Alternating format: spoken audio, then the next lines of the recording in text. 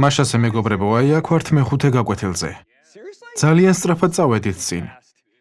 დიდებულია თქვენი კვლავ ნახვა, ჯასტინ. გამუდმებით ვებრძვით ჩემს თავს, რომ თქვენი თმების არ შემშურდეს. ყოველთვის როცა უფრო კარგ ვარცხნილობას გვაჩვენებ.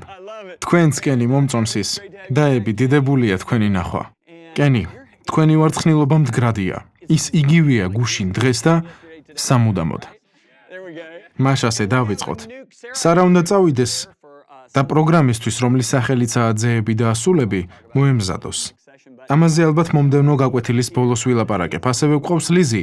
ლიზი ინტერნე იყო Messenger International-ში. ამრიგად დიდებულია, რომ ყველა დაგვიბრუნდა.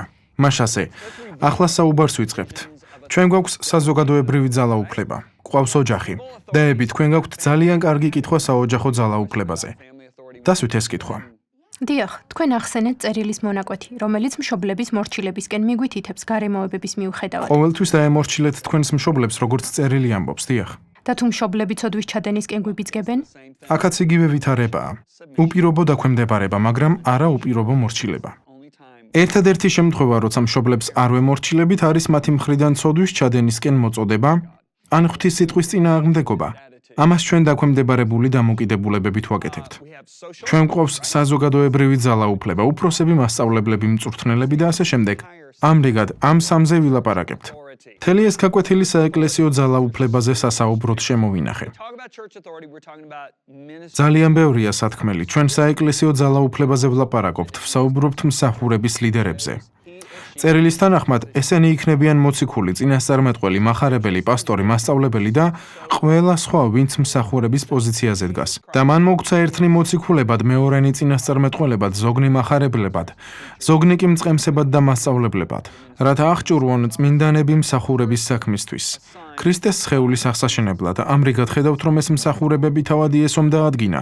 როგორ აკეთებს ამას? უპირველეს ყოვლისა ებრაელთა წერილი ამბობს. და არავინ თავისით არ ღებულობს ამ პატივს. არამედ ის, ვინც ღვთის მიერაა მოწოდებული როგორც აჰარონი.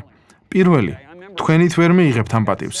მეორე, აქ უნდა იყოს ღვთაებრივი მოწოდება. მახსოვს, როცა გადარჩენა მივიღე, ყველაზე ბოლოს რაც მინდოდა, ეს მსახურება იყო. ღვთის მსახურების შემეული იდეა ჰარვარდში სწავლას, მაგისტრის ხარისხის მოპოვებას და კორპორაციულ ამერიკაში მუშაობას გულისხმობდა. სადაც ბევრ ფულს გამოვიმუშავებდი, ლამაზ გოგოზე დავქორწინდებოდი, წელიწადში 3-ჯერ შვებულებას ავიღებდი და ადგილობრივ ეკლესიას მე-10-ს შევწირავდი. აი ასე ვაპირებდი ღვთის მომსახურებას. მიუხედავად ამისა, ღმერთმა ჩემი მოწოდების შესახებ ლაპარაკი დაიწყო. მან რამდენიმე დადგენილი მსახური გამოიყენა ამ მოწოდების დასამოწმებლად. ეს ისეთი რამ გახლავთ, რასაც ღმერთი ნამდვილად გაგაგებინებთ. საკმაოდ საინტერესოა ანტიოქიის ეკლესიისთვის თვალის შევლება. ერთ დღეს ეს კაცები, რომლებიც უკვე დაყენებული იყვნენ ანტიოქიის ეკლესიაში, უფლის მსახურებასა და მარხვაში იყვნენ. მათ უთხრა სულიწმიდამ: გამომიყავით ბარნაბა და სავლე იმ საქმისთვის, რისთვისაც მოვუწოდე. ახლა ყურადღება მიაქციეთ, რომ თავიდან არის გამომიყავით და შემდეგ მოვუწოდე. ყველა მოწოდებულია. იესომ თქვა მოწოდებულია ბევრი, რჩეული კი ცოტა. რჩეული და გამოყოფილი თითქმის ერთნაირი მნიშვნელობისაა. ძალიან სამწუხაროა, რომ ამდენი მოწოდებულია, რომლებიც რჩეულები ვერ ხდებიან, იმიტომ რომ არ იხდიან რჩეულობისთვის საჭირო ფასს. თუ დააკვირდებით ლუკას მე-9 თავს, ყველაფერი ნათლად ჩანს. ერთ ადამიანს დაუცველობის პრობლემა ჰქონდა, მეორეს ურთიერთობების საკითხი აწუხებდა, ხოლო მესამეს ფულის. სწორედ აქ ამბობს იესო, სამკალი ბევრია, მუშაკნი კი ცოტანი არიან. იმიტომ რომ ბევრია მოწოდებული და სამწუხაროდ ცოტა არის რჩეული. ამ კონკრეტულ შემთხვევაში სულიწმინდა არსებულ ლიდერებს დაელაპარაკა და უთხრა: გამომიყავით ბარნაბა და სავლე იმ საქმისთვის, რისთვისაც მოვუწოდე. თუ მომდევნო მუხლს წავიკითხავთ, ნახავთ შემდეგს. მარხვისა და ლოცვის შემდეგ ხელები დაასხეს, მათ და გაუშვეს. სულიწმინდის მიერ მივლინებულნი სელევკიაში ჩავიდნენ, ხოლო იქიდან კვიპროსისკენ გასცურეს. საოცარია ჩვენი თანამშრომლობა სულიწმინდასთან, თუმცა იგი არსებულ წინამძღოლებს იყენებს. როცა მედალიზა Messenger International-ისთვის გამოყვეს, ჩვენმა პასტორმა ილოცა მთელი ეკლესიის წინაშე, რადგან ღმერთმა ეს საქმე არა მარტო მედალიზას გვაჩვენა, არამედ ჩვენს პასტორსაც. ამრიგად, რა მითითებას გვაძლევს, როგორ უნდა მოვექცეთ ეკლესიის ლიდერებს. მინდა ნაცნობი ადგილი მოვიყვანო ებრაელთა მე-13 თავის მე-17 მუხლიდან. მოусმინეთ თქვენს წინამძღოლებს და დაემორჩილეთ მათ. ამრიგად, წინამძღოლების მიმართ უნდა გქონდეს ორგვარი გამოხმაურება, უპირობო დაქვემდებარება და პირობითი მორჩილება. ერთადერთი პირობა, როცა წინამძღოლს არ უნდა დავემორჩილოთ, გახლავთ მისი მითითება ცოდვის ჩასადენად. კიდევ რას გვეუბნება წერილი წინამძღოლების მიმართ გამოხმაურებაზე ან მოპყრობაზე, მაშასე გადავიდეთ თესალონიკელების მიმართ წერილზე. აქ ვხედავთ, გთხოვთ ძმებო, პატივი მიაგეთ. აქ მესამე სიტყვა არის პატივი. ესით მომსახურეთ თქვენს შორის, თქვენს წინამძღოლთ უფალში და თქვენს დამრიგებელთ. აჩვენეთ მათ პატივისცემა, არა უბრალოდ პატივისცემა, არამედ დიდი პატივისცემა. უღრმესი სიყვარული გამოიჩინეთ მათ დამი მათი საქმის გამო. ამრიგად ეკლესიის წინამძღოლების მიმართ ჩვენი დამოკიდებულება ამ 5 რამეს უნდა მოიცავდეს. დაემორჩილეთ, დაექვემდებარეთ, რაც არის დამოკიდებულება და არა მოქმედება. ღირსეულად მოეპყარით. გამოიჩინეთ უდიდესი პატივისცემა და უაღრესი სიყვარული. რატომ გთხოვს ღმერთი ამის გაკეთებას? ეს არ ხდება ლიდერთა სასიკეთოდ, ეს ჩვენს სასიკეთოდაა. შემიძლია მოგაწოდოთ ამის კლასიკური მაგალითი. თუ ისრაელის ისტორიის იმ პერიოდს გადახედავთ, როცა ღვთისკარავი შილოში იდგა, ხალხს სათავეში მღვდელმთავარი ან მსაჯული ედგა. მოდით ეს თანამედროვე ტერმინებით გამოვთქვათ. უფროსი პასტორი იყო, კაცი სახელად ყელი. იქ იყო კიდევ ერთი კაცი სახელად ელკანა, რომელსაც 2 ცოლი ჰყავდა. მოხარული ვარ, რომ ახლა აღარ არის ორცოლიანობის პრაქტიკა. როგორც არ უნდა იყოს, მას 2 ცოლი ჰყავდა, ხანა და ფენინა. ხანა მთელი გულით უყვარდა, ფენინა კი არა. თუმცა ფენინა მას შვილებს უჩენდა, ხანას კი საშო უფალმა დაუხშო. ისინი ყოველ წელს მიდიოდნენ შილოში. ფენინას კიდევ ერთი შვილი შეეძინა, ხანა კი მოთქვამდა. ფენინა ახლოს მოიწია და ხანას გადაულაპარაკა: "ჰეი გოგო, ვინ არის აქ ნამდვილი ცოლი? ვინ უჩენს ჩვენს ქმარს ამდენ ბავშვს? ჩემი ნახევარიც კი აღარ ღირხარ." ასეთი იყო ფენინა. ბოლოს როცა ხანას ყველაფერი ყელში ამოუვიდა, ის წლების მანძილზე ლოცულობდა შვილისთვის, მაგრამ არაფერი გამოდიოდა. ერთხელაც მან თქვა: "ამ ქალს თავი უნდა დავაღწიო. ავდგებიდან უგეშის ცემას ღვთისთან დასწრებაში ვპოვებ." ამრიგად ის კარავში მიდის და ლოცვას იწყებს. მისი ბაგეები მოძრაობენ, მაგრამ სიტყვები არ ისმის. ყელი იქვეზის. ის უფროსი პასტორი იყო, ასე ვთქვათ. ყელი უყურებს მას და ამბობს: "მთვრალი ხარ. დედაკაცო, მთვრალი ხარ, გამოფხიზლდი." ახლა წარმოიდგინეთ, რომ ის ქალი ამერიკელია. ხანა ასე იტყოდა: "რა? და ამის შემდეგ საკუთარ თავს პასტორს ეძახი? მთვრალი მიწოდე, როგორ ვერ ხვდები, რომ ქალი მარხულობს ტირის და უფლის წინაშე ღაღადებს." წარმოიდგინეთ, ქმარს ვეტყვი და ორივენი სხვა ეკლესიაში გადავალთ ქუჩის გაყოლებაზე რომ არის. აქ ჩვენი ფეხი აღარ იქნება. ახლა კი მართლა საინტერესო ხდება ყელის ისტორია. ყელი იმდენად უგრძნობი იყო, რომ ღმერთმა ასეთი რამ განუცხადა. უკუნისამდე არ გამოისყიდება მისი სახლეულის ბრალი. ალბათ არასოდეს მოგინდებათ ღვთისგან ასეთი სიტყვის გაგონება. უკუნისამდე არ გამოისყიდება შენი სახლეულის ბრალი. თუმცა ღმერთმა სწორედ ეს თქვა ყელის შესახებ. წინასწარმეტყველი მოვიდა და ასე უთხრა: "ამრიგად მართლაც გახრწნილ სულიერ წინამძღოლთან გვაქვს საქმე და ეს კაცი მთვრალს უწოდებს ქალს, რომელიც ლოცულობს." ხანას ასე რომ ეპასუხა: "ნუ თუ ამის შემდეგ პასტორი გქვია, აქედან მივდივარ და ქუჩაში გამოსულიყო." ის წავიდოდა და დაკარგავდა მნიშვნელოვანს. მას ასე არ უპასუხია, არამედ ღირსებით და პატივისცემით ელაპარაკა. ქალი ამბობს: "არა ბატონო, მთვრალი არ გახლავს შენი მხევალი. უფალს შევღაღადებ და ჩემი სათხოვარი მიმაქვს მასთან." როცა ეს სიტყვები უთხრა, ყელიმ შეხედა და უპასუხა: "მშვიდობით წადი და შეგისრულოს ისრაელის ღმერთმა თხოვნა, რაც სთხოვე მას." ერთ წელში ხანას პატარა სამუელი შეეძინა, რომელმაც გამოღვიძება მოიტანა მთელ ისრაელში. იფიქრეთ ამაზე. ის წლების მანძილზე ცდილობდა ღვთისგან რაღაცის მიღებას და მისი ლოცვები არ იყო ნაპასუხები. არ იყო ნაპასუხები მანამ, სანამ პატივისცემით არ ელაპარაკა კაცს, რომელმაც ის შეურაცხო. ამრიგად, ეს არ მომხდარა ყელის გამო, არამედ ხანას გამო. უნდა დაიმახსოვროთ. გაიხსენეთ, რა თქვა იესომ: "ბევრი მეტყვის იმ დღეს, უფალო, უფალო, განა შენი სახელით არ წინასწარმეტყველებდით, განა შენი სახელით არ ვახდენდით მრავალ სასწაულს." ასე არ არის? ის კი იტყვის: "გამშორდით." ყოველთვის ვფიქრობთ ამ მსახურებზე, ამ შინაგანად გახრწნილ მსახურებზე, რომელთაც იესო ეტყვის: "გამშორდით." რატომ არ უნდა ვიფიქროთ იმ ადამიანებზე, რომლებმაც მისგან მიიღეს? თუ ისინი სახარებას გადაგებდნენ, გადარჩენილები იყვნენ? დიახ. თუ იესოს სახელით კურნავდნენ, ადამიანები იკურნებოდნენ? დიახ. ამრიგად ცხადია, რომ ბევრმა ადამიანმა მიიღო ღვთისგან ნამდვილი მსახურება, თუმცა ეს მსახურები გაიგონებენ, არასოდეს მიცვნი ხართ თქვენ, გამშორდით. ამას რა უნდა გამოგვაფხიზლოს? ვიფიქროთ იუდაზე. როცა მოწაფეები დაბრუნდნენ, ყველა ამბობდა: "უფალო შენი სახელით ეშმაკებიც კი გვემორჩილებიან." იმდენი ადამიანი გამკურნეთ. იყვნენ ადამიანები, რომლებიც იუდას ხელით განიკურნენ. მასზე თქვა იესომ, რომ სჯობდა ის საერთოდ არ დაბადებულიყო. სწორედ ამიტომ ხართ მსახურებაში.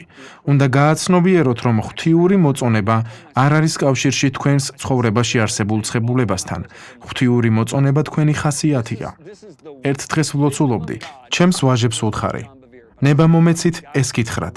4-ვე მათგანს ვუთხარი და ასე ვთქვი. ეს არის ღვთიური სიბრძნე. ეს არ გახლავთ სიბრძნე ჯონ ბევირისგან. მაგრამ მე ვთქვი, ბიჭებო, ყველაზე ბრძნული ლოცვა, რომელიც კი ოდესმე მილოცია არის ეს. ღმერთო არ მისცე შენს მიერ მოცემულ მსახურებას იმის უფლება, რომ ჩემს ხასიათზე მნიშვნელოვანი გახდეს, რომელიც უკვე ჩამოაყალიბე ჩემში.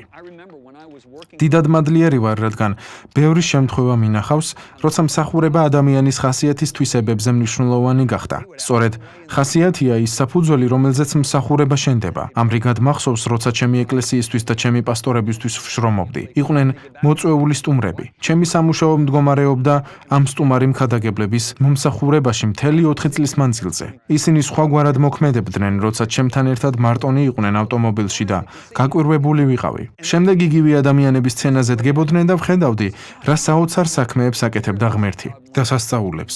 შემდეგ ისევ სამგზავრო ავტომობილში ბრუნდებოდნენ და ისევ გაკვირვებული ვუყურებდი. მახსოვს პირველ წელს, ჩემი გული და გონება ერთმანეთს ვერ ეთანხმებოდა, როცა იქ ვიჯექი. გონება მეუბნებოდა, შეხედე, ხალხი იკურნება, დავრდომილები დგებიან, ბრმებს თვალები ეხილებათ. და ვფიქრობდი, რა ხდება ჯონ? 1 წლის ბოლოს ღმერთი დამელაპარაკა და ასე მითხრა: აქ იმიტომ მოგიყვანე, რომ არა მარტო ის გენახა, რაც უნდა აკეთო, არამედ ისიც, რაც არ უნდა აკეთო. მან მითხრა, ისინი არ გაასამართლო. შენ არ იცი როგორ მივხედავ მათ. მან თქვა, თუ რაღაცას დაინახავ და იცი რომ არასწორია, დაიმახსოვრე. ერთ დღეს როცა მსახურებაში იქნები, ის არ გაიმეორო. დიახაც, ადამიანებმა მიიღეს მომსახურება ცოდვილი ლიდერებისგან, ეკლესიის წინამძღოლებისგან ბიბლიაში. ვინ არიან მირიამი და აჰარონი?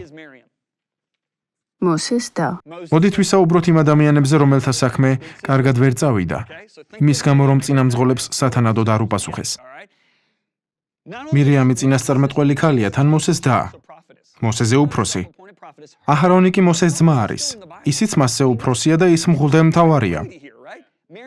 უნდა გავიაზროთ, რომ ბანაკის ორდით დამრტყმელ ძალაზე ვლაპარაკობთ. ეს ეკლესია კი 3 მილიონი ადამიანისგან შედგება. მირიამი და აჰარონი მოსეს აკრიტიკებენ.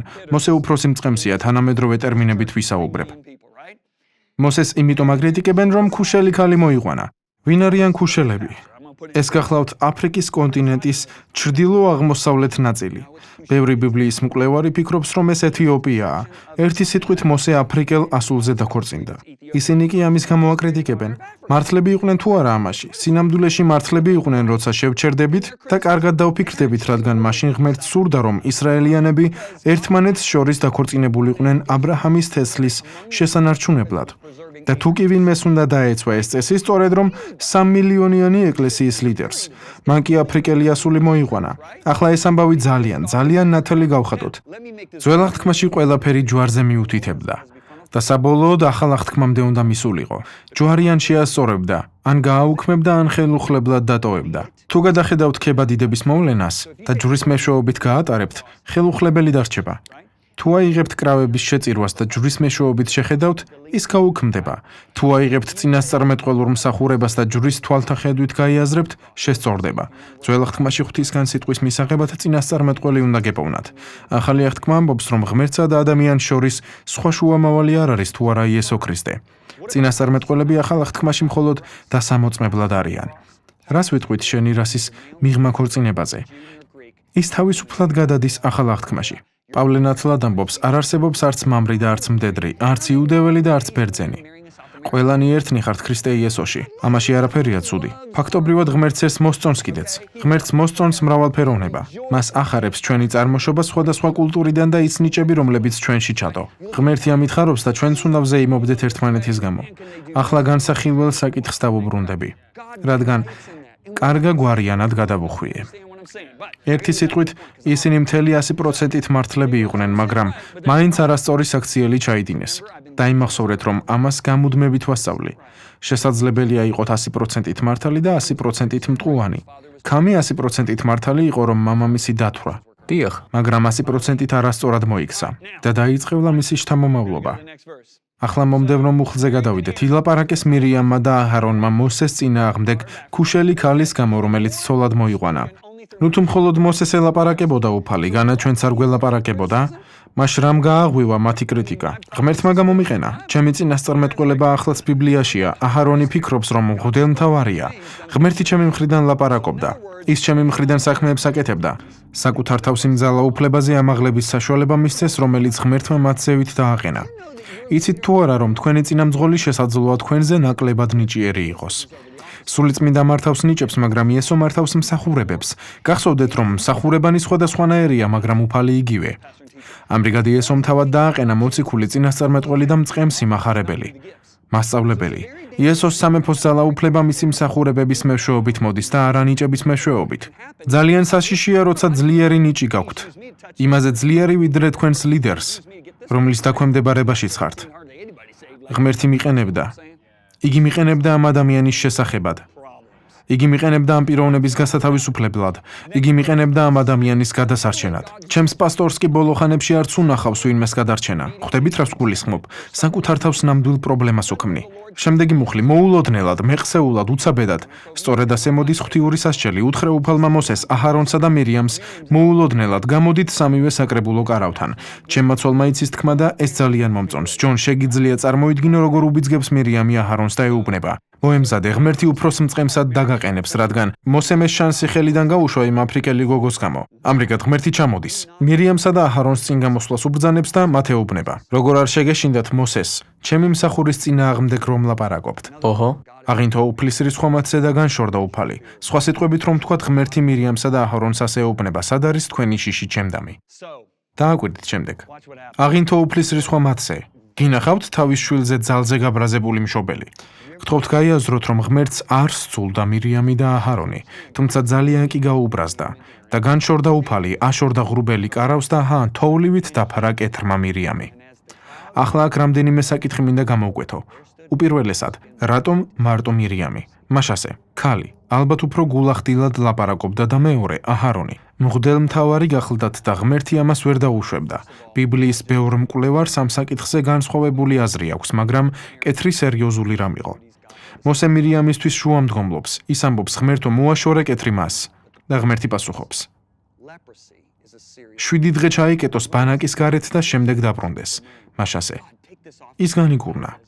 აი ეს არის მშვენიერი რამ უფლის მიერ სასჯელში მისი შვილების მიმართ. მისი მიზანი ყოველთვის აღდგენა გახლავთ, თუმცა ზოგიერთ შემთხვევაში ეს ისე კარგი არ გამოდის. ჩემი ადრინდელი მსახურებებიდან ერთ-ერთში, სადაც 450 შტატიანი თანამშრომელი გვყავდა, ერთი ქალი მუშაობდა, რომელმაც თავს ნება მისცა ჩვენი პასტორი გაეკრიტიკებინა. ისე მოხდა, რომ ადგილობრივი ABC თუ NBC-ს ფილიალი შეეცადა ჩვენი პასტორის დაკნინებას, რადგან ის ძალზე განდიდდა. ჩვენმა პასტორმაც დაიწყო ისეთი რამის კეთება, რაც მთლად ბრძნული არ იყო. ის ქალი ტელეარხის სპეციალურ გადაცემაში მოხვდა და პასტორზე ილაპარაკა. ქალი 30-ს გადაშორებული იყო და შესანიშნავი ჯანმრთელობა ჰქონდა. ის მარტოხელა დედა გახლდათ, 2 შვილით. 2 თვის შემდეგ თავის ტვინის მასიური ანევრიზმით გარდაიცვალა. დამთხვევაა? არ ვიცი. ამას ვერ გავარკვევთ. კიდევ ერთ შემთხვევას მოვიყვან. სხვა პასტორთან მუშაობდი. მისი დაცვის უფროსი მის წინააღმდეგ გამოვიდა და სასამართლოში უჩივლა. მოსმენამდე 1 დღით ადრე კაცი გულის შეტევით გარდაიცვალა 59 წლის ასაკში. წარმოგიდგენთ Messenger X. ყველა სიახლის, რესურსების ჩამოსატვირთი და ვიდეო სტრიმინგის პლატფორმა. ეს გახლავთ სრულიად ციფრული ბიბლიოთეკა. დამოწაფების რესურსები ჯონ და ლიზა ბევირებისგან, ვიდეო სწავლებების, აუდიო წიგნების, ელექტრონული წიგნების, მოკლემეტრაჟიანი ფილმების, ბიბლიებისა და მრავალი სხვა რამის წარდგენა. შესაძლებელია ამ ახალი პლატფორმის გამოყენება ყველა ციფრულ მოწყობილობაზე. ეს სრულიად უფასოა და ხელმისაწვდომია 130-ზე მეტ ენაზე. დამოწაფება ყველასთვის და ყველგან. ჩამოტვირთეთ აპლიკაცია ან იხილეთ გვერდი messengerx.com. მეტისმეტად ბევრი დამთხვევაა საიმისოდ, რომ ამ საკითხს ყურადღება არ მივაქციოთ. თუ კარგად დავფიქრდებით, ეს სწორედ ის არის, რაზეც პავლე მილაპარაკა. გაიხსენეთ ის ნაწილი, როცა ვთქვი, თუ საკუთარ თავს არ განსჯით, დავისჯებით. ნახეთ, როგორ გრძელდება ეს მონაკვეთი. ადამიანმა ჯერ თავი გამოსცადოს და ისე ჭამოს ამ პურიდან და დალიოს ამ სასმესიდან, ქრისტეს სხეულის ღირსეულ მოპყრობაში უფრო მეტი რამდევს, ვიდრე ეს არის ვაზის ნაყოფისა და პურის ჭამასმა.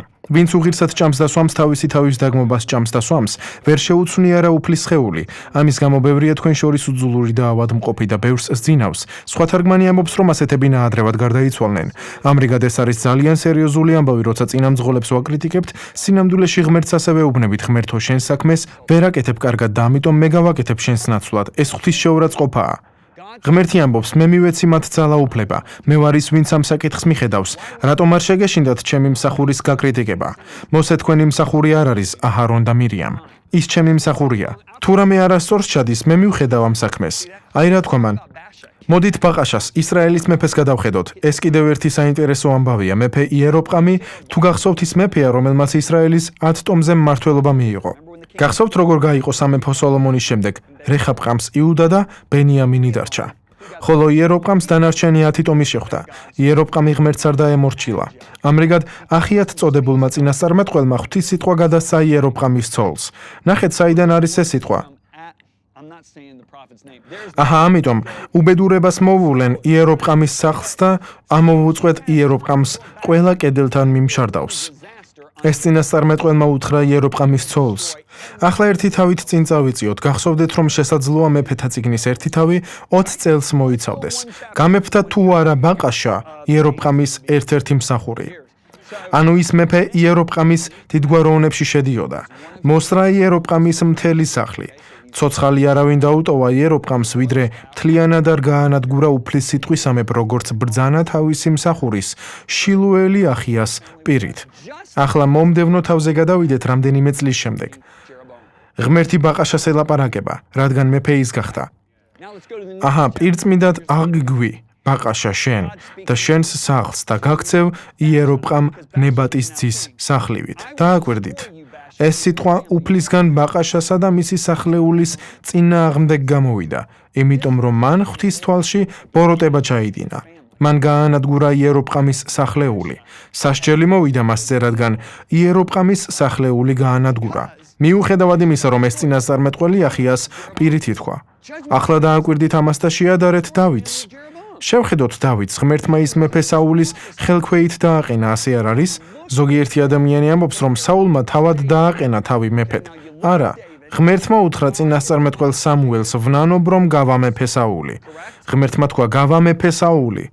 იმედგაცრუებული დავრჩი, რომ მსახურმა თქვა, იცით, დავითი ღვთის არჩეული იყო, ხოლო საული არა. არა. საულიც ღვთისარჩევანი იყო, მაშასე საულმა დაუმორჩილებლობა გამოიჩინა. ღმერთმა თქვა, წაგერთვა სამეფო. კაცი გაგიჯდა, ჭკუაზე შეცდა. შუბებს ისროდა. მან 85 მღვდელი დახოცა ნობის ქალაქში და მათი ცოლშვილი ცივი გონებით მიაყოლა. მხოლოდ იმის გამო, რომ დავითს დაეხმარნენ. ჩემი აზრით, კაცი სახჭკუაზე არ იყო. ამის შემდეგ მან მწვანე ბერეტები, ან ისრაელის დელტა ფორსი შექმნა. 3000 საუკეთესო მებრძოლი აღჭურვა დავითზე სანადიროდ. ეს ყველაფერი 14 წელი გრძელდებოდა. ამრიგად, იფიქრეთ დავითზე. თქვენ ლიდერის დაქვემდებარებაში ხართ და ამ ლიდერის ქვეშ ღმერთმა დაგაყენათ. ეს კი ისე გეპყრობათ, როგორც საული დავითს. მაგრამ დავითი, დააკვირდით მის რეაქციას. მისი გამოხმაურება ბაყაშას მოქმედებას შევადაროთ. პირველი სამუელის 24 თავში საული იგებს, რომ დავითი ყავდულამის მახლობლად გამოქვაბულში იმალება. ისმის საძებრად გამოდის. აი გამოქვაბულს მიაღწიეს და ბიბლია ამბობს, რომ შიგ შევიდნენ აბაზანის მისაღებად ან საჭიროების დასაკმაყოფილებლად. ის გამოქვაბული საპირფარეშოდ გამოიყენეს. ხოლო დავითი და მისი 600 კაცი გამოქვაბულის სიღრმეში იმალებოდნენ. კაცები ეუბნებიან, ეს კაცი ბოლოს და ბოლოს დაგიჭერს. ღმერთის შესაძლებლობას გაძლევს, ეს შენი შანსია. შენ ხომ მეფე უნდა იყო. დავითი პასუხობს საულს, ტყუილი უთხრეს ჩემს შესახებ. ვიღაცამ სიმართლე უნდა უთხრას. ამრიგად დავითმა მის მოსასხამს პატარა კიდე მოაჭრა. ამის შემდეგ შორმანძილზე წავიდა და თქვა, საულ, იქვე შემეძლო მომეკალი. ამისკენ მიბიძგებდნენ კიდეც, თუმცა ღმერთმა ამიკრძალა ამის გაკეთება. მეფე საული პასუხობს, შენ ჩემზე მართალი ხარ და მიდის. დავითი ფიქრობს, რომ საკუთარი უდანაშაულობა დაამტკიცა და ყველაფერი კარგად არის. 2 თვის შემდეგ, 1 სამუელის 26 თავში საულს ესმა, რომ დავითი ჰაქილას გორაკებზე იმალებოდა. ისევ მოჰყავს 3000 საუკეთესო ჯარისკაცი მის საძებრად. წარმოგიდგენიათ დავითის იმედგაცრუება. მე ხომ დავომტკიცე ჩემს ლიდერს უდანაშაულობა, მაგრამ ის მაინც ცდილობს ჩემს მოკლას ცივი გონებით. ახლა მან იცის, რომ მისი იმედი ტყუილი აღმოჩნდა. ჩემი წინამძღოლი ცივსისხლიანი მკვლელია. ამრიგად ღმერთმა ღრმაძილი მოჰგვარა საულის არმიას. ფაქტობრივად წერილი ამბობს, რომ ღრმაძილი დაეცათ უფლისგან. დავითი მის კაცებს ეუბნება, ვინ წამომყვება, რადგან ყველას ძილქუში დასცემია. ღმერთი საუკეთესო ვარიანტს არჩევს აბიშაის, იოაბის უმცროს ძმას. ისინი სისხლს მოწყურებული ბიჭები იყვნენ. ამრიგად დავითი და აბიშაი ბანაკში ჩადიან. საული და მისი თანმხლები ღრმაძილს მიეცნენ უფლისგან. აბიშაი იღებს შუბს, საულს უმიზნებს და ამბობს, მხოლოდ მითხარი და ერთი დაკვრაც საკმარისი იქნება.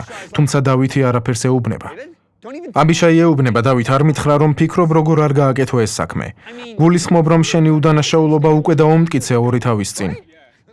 2 თავის წინ. ფიქრობ, ამას ნებისმიერ სასამართლოში გაითვალისწინებენ. დავითს ისევ არ ამოუღია ხმა, ის განაგრძობს. დავით, წინასწარმეტყველმა სამუელმა გითხრა, რომ შენ იქნები ისრაელის მომავალი მეფე. მან საულს უწინასწარმეტყველა, რომ სამეფო წაეგლიჯა ხელიდან. ნახეთ, იგივე ვითარებაა, რაც ბაყაშასა და იერობყამის შემთხვევაში იყო. და ის მისიზე მდგომია რა? დავითი ისევ დუმს. აბიშაი განაგრძობს, მანამ მთელი ქვეყანა გაანადგურა. მღვდლები დახოცა გულგრილად. ამის შემდეგ აბიშაი შუბს დაბლაუშვებს და ამბობს, რას აკეთებ? რა გონია, რატომ მოჰგვარა ღმერთმა ღრმაძილი მთელ ამ არმიას? მას ქვეყნის გათავისუფლებას ურს ამ ბოროტი მკვლელი წინამძღოლისგან. ახლა კი ალაპარაკდა დავითი. ნუ მოკლავ. რადგან უფლისწყებულზე ხელის აღმმართველი დაუსჯელი არ დარჩება. მოდით ეს ვითარება ახალი აღთქმის ტერმინოლოგიით აღწეროთ. ნუ მოკლავ მას, რადგან ღვთის მიერ ჩემს წინამძღოლად დაყენებული უფლისწყებულის წინააღმდეგ აღმდგარი დაუსჯელი არ დარჩება. დანამდვილებით ვიცი, რომ ღმერთი ერთ დღესაც დაკრავს საულს, მოხუცებულობით მოკვდება ან ბრძოლაში მოკლავენ. უმთავრესად დავითმა თქვა, ეს ჩემი საქმე არ არის. ღმერთმა მის ქვეშ დამაყენა. თუ ღმერთს მისი დასჯა სურს, ამას იზამს კიდეც. სულ რამდენიმე დღე გავიდა და საული და მისი ვაჟი დაიხოცნენ. დავითს დააკვირდით, როცა ეს მოხდა. იქ იყო კაცი, რომელსაც ეგონა, რომ დიდი მადლი ჰპოვა დავითის თვალში. მან თქვა, ახლახანს დაუბრუნდი ბრძოლის ველიდან. საულმა მთხოვა, რომ მახვილი გამეყარა. მას ეს საქმე არც კი ჩაუდენია. უბრალოდ კეთილგანწყობის მოპოვება სურდა. პოლიტიკური იყო, გასაგებია? და დავითმა კი ის დასაჯა. ამის შემდეგ დავითმა მთელ არმიას საულისა და იონათანის სადიდებელი ჰიმნი ასწავლა. ამრიგად, დავითს გულში სიმწარე არ ჰქონია. მას ორ უთქვამს, ამ კაცმა ჩემი ცხოვრების 14 წელი შეიწირა. საკუთარი ოჯახის ნახვაც კი არ შემეძლო. მეგობრებს მომწყვიტა. ჩემი ბავშვობის ადგილების ნახვა არ მეღირსა ჩემი წინამძღოლის გამო. 14 წელი უდაბნოში, გამოქვაბულებში და ფილისტიმელებს შორის. მიუხედავად ამისა, დავითი სადიდებელ სიმღერას უმღერის. ეს მართლაც გასაოცარია. დავითში იესოს სიყვარულს ვხედავთ. დავითს წინასწარმეტყველური სული ჰქონდა. ის თავის დროს წინ უსწრებდა. ის წინასწარმეტყველი იყო და თან მეფე. ამრიგად, ის იყო ღვთის გულის სანდომი კაცი. კიდევ ერთხელ ვამბობ, რომ აქ ლიდერი არაფერ შუაშია. ღმერთი არ გთხოვს წინამძღოლის გულისთვის დამორჩილებას. ის გთხოვს მორჩილებას ჩვენი სარგებლობისთვის. იესომ თქვა, თუ წინასწარმეტყველს მიიღებთ წინასწარმეტყველის სახელით, წინასწარმეტყველის საზღაურს მიიღებთ. არასოდეს დამავიწყდება, როცა ახალგაზრდების პასტორი ვიყავი. მინდა იცოდეთ, რომ წინა პასტორმა ეს ჯგუფი თამაშების, ფრენბურთის, კალათბურთისა და სანაპიროს თამაშების მეშვეობით ჩამოაყალიბა. და იმეც მოვედი, ღმერთმა მითხრა, რომ უნდა მექადაგა მელოცა და თაყვანიმეცა. ამიტომ ცოტა უფრო სერიოზული ვიყავი. მახსენდება ერთი ლიდერთაგანი, რომელიც წინა ახალგაზრდულ ჯგუფში იყო, როცა მე დამაყენეს. ის ჩემთან მოვიდა, მოდით მას ტიმი ვუწოდოთ. ეს არ იყო მისი ნამდვილი სახელი, მოგონილია. ტიმმა შემომხედა და მითხრა, პასტორო ჯონ, გინდათ ჩემი მეგობარი იყოთ? მან თქვა, წინა პასტორთან უმეგობრობდი. შინაგანში ჩავიხედე, ასე ვთქვი, ღმერთო რა უთხრა. ასეთი პასუხი მომევიდა. ტიმ, იესომ თქვა, რომ წინასწარმეტყველს თუ მიიღებ წინასწარმეტყველის სახელით, წინასწარმეტყველის საზღაურს მიიღებ. თუ მართალს მიიღებ მართლის სახელით, მართლის საზღაურს მიიღებ. ასე ვუთხარი, ალბათ ბევრი მეგობარი ყავს, არა? ის მართლაც პოპულარული იყო, რადგან გარეგნულად კარგად გამოიყურებოდა. მან მიპასუხა, დიახ, მართლაც ბევრი მეგობარი მყავს. მე ვუთხარი, მხოლოდ ერთი ახალგაზრდული პასტორი გყავს. რა გინდა ჩემგან მიიღო მეგობრის საზღაური თუ პასტორის საზღაური? ზეციდან ის მოგეცემა, როგორც მიიღებ. და მან მითხრა: ახალგაზრდების პასტორის საზღაური მირჩევნია. კარგი არჩევანია და გავედი. ის მართლაც დიდებული ლიდერი გახდა ჩვენს ახალგაზრდულ ჯგუფში. რა ხდება მაშინ თუ ჩემი წინამძღოლი არასწორ გადაწყვეტილებას იღებს, რამე უნდა ვთქვა? ეს სწორი არ იქნება თუ ნამდვილად გიყვარს შენი წინამძღოლი. მეფე შეცდომაში შეიყვანეს ებრაელების გაწყვეტის ბრძანებაზე ხელის მოწერით. მან არც კი იცოდა, რომ მისი ცოლი ესთერი ებრაელი იყო. დედოფალმა დიდი პატივისცემით მოაწყო ნადიმი და ის კაცი მოიპატიჟა, ვინც ამ ტყუილის ავტორი გახლდათ. ქალი დიდი პატივისცემით აცნობს ვითარებას მეფეს და მას გადაწყვეტილების მიღების დროს აძლევს. კარგად იცის, რომ მეფეს რეალური ფაქტები ხელთ არ აქვს და მან მიიღო გადაწყვეტილება. ეს სწორი გადაწყვეტილება იყო, რადგან ბიბლია ამბობს, რომ მეფის გული წყლის ნაკადია უფლის ხელში, საითაც უნდა იქით მიუშვებს. რა ხდება თუ წინამძღოლს ხელთ არ აქვს ყველა ფაქტი? გაიხსენეთ, როგორ მივიდა დავითი საულთან და უთხრა: ნება მომეცი გოლიათი მოკლა. ჯერყმაწვილი ხარ, როგორ მოერევი მას? დავითი მას დიდი პატივისცემით ელაპარაკება. ღმერთმა ხელში ჩამაგდებინა ლომი და დათვი. ამ წინა დაუცვეთელ ფილისტიმელსაც იგივე მოუვა.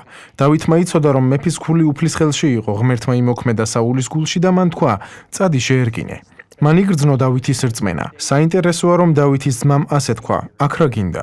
ვიცი შენი ამაყი გულის ამბავი, ბრძოლის საყურებლად მოხვედი. დავითმა შეხედა და უპასუხა: ნუ თუ არ არსებობს ჩემი აქ ყოფნის მიზეზი. სხვა სიტყვებით რომ ვთქვათ, ბიჭებო, მთელი 40 დღეა გოლიათს ემალებით. ღმერთს ვიღაც უნდა გამოეგზავნა, ვისაც რწმენა ექნებოდა, თუმცა მას ეს მეფისთვის არ უთქვამს. მეფეს ისე ევედრება, როგორც მამას. ამას წინათ ვუთხარით ჩვენი გუნდის ხალხს, ასე ვთქვი, მინდა რომ თქვენგან მოვისმინო, მაგრამ მეც მისმენდეთ. მინდა რომ მამასავით მომმართოთ. უფროსს არ განიკითხავ.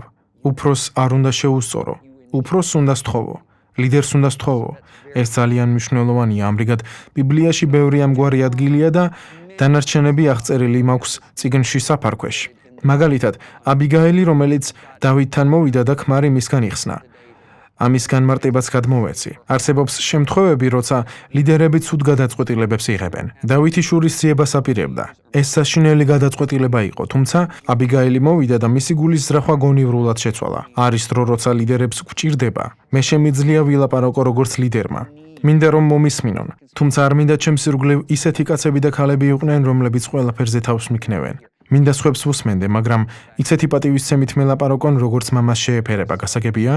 ლიზასაც სურს დედის შესაფერისი პატივისცემით ელაპარაკონ. მაშასე დარწმუნებული ვარ, რომ წიგნს საფარქვეში თუ წაიკითხავთ, გულით მიხვდებით, რასაც გეუბნებით. ბევრი მოწმობა გვაქვს ადამიანებისგან, რომელთა გულებიც ამ წიგნმა შეცვალა. ზოგიერთი ამ დამოწმების მოსმენამ ამატირა გიდეც. ამიტომ მინდა რომ ყველას მოგიწოდოთ, არა მარტო კურსი გაიარეთ, არამედ წიგნით წაიკითხეთ საფარქვეში. მომავალ გაკვეთილზე ჩემი სათქმელის ყველაზე გამორჩეულ საკითხს განვიხილავთ. ეს სიცოცხლის მომცემი და ძალზე ძლიერი სიტყვა იქნება მომავალ შეხვედრამდე.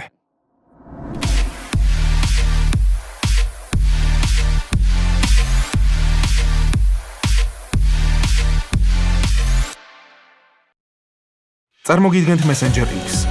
ყველა სიახლის, რესურსების ჩამოსატვირთი და ვიდეო სტრიმინგის პლატფორმა.